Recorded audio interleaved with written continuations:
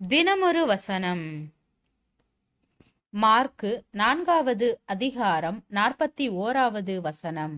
அவர்கள் மிகவும் பயந்து, இவர் யாரோ, காற்றும் கடலும் இவருக்கு கீழ்ப்படுகிறதே என்று ஒருவரோடொருவர் சொல்லிக் கொண்டார்கள். இயேசுவும் சீடர்களும் படகில் சென்று கொண்டிருந்தனர்.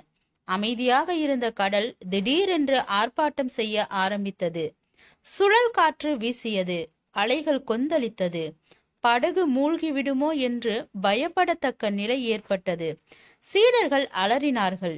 இயேசுவே என்று கூப்பிட்டார்கள். இயேசு வந்து காற்றையும் கடலையும் அமைதியடைய செய்தார். சீடர்கள் ஆச்சரியப்பட்டனர். ஏன் இந்த சுழல் காற்று வந்தது? எதற்காக அலைகள் கொந்தளித்தது?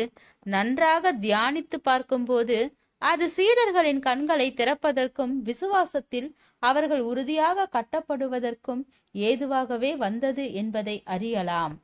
எல்லாவற்றையும் விட்டுவிட்டு இயேசுவுக்கு சீடர்களாக மாறி வந்த போதிலும் இன்னும் அவரை அறிய வேண்டிய பிரகாரம் அவரை சரியாக அறியவில்லை. அவருடைய மகிமையை அறிவதற்கு இந்த சுழல் காற்றும் கொந்தளிப்பும் உதவி செய்தது.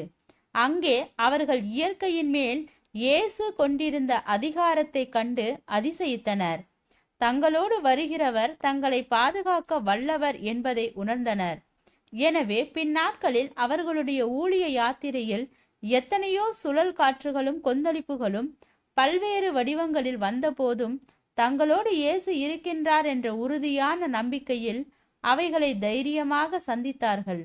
எகிப்திலிருந்து வெளியேறி கானானை நோக்கி சென்ற எபிரேயர்களை தேவன் பலவித சோதனைகள் வழியாக நடத்தினார்.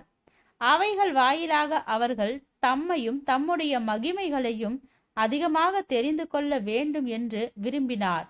ஆனால் அந்த நல்ல வாய்ப்புகளை அவர்கள் பயன்படுத்தி கொள்ளவில்லை. ஆம் பிரியமானவர்களே, நாம் இயேசுவோடு வாழ்வது உண்மை என்றாலும் நம்முடைய வாழ்க்கை படகில் வந்த இயேசுவை நன்கு அறிந்து கொள்ள வேண்டியது அவசியம்.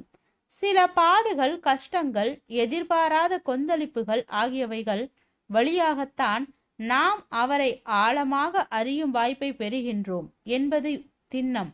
எனவே பாடுகளின் பாதையில் சோர்ந்து போகாமல் இயேசுவே என்று கூப்பிட மட்டும் கவனமாயிருப்போம். அங்கே அவரை இன்னும் ஒருபடி அதிகமாக அறியும் வாய்ப்பை பெறுவோம். விசுவாசத்தில் அது நம்மை பலப்படுத்தும்.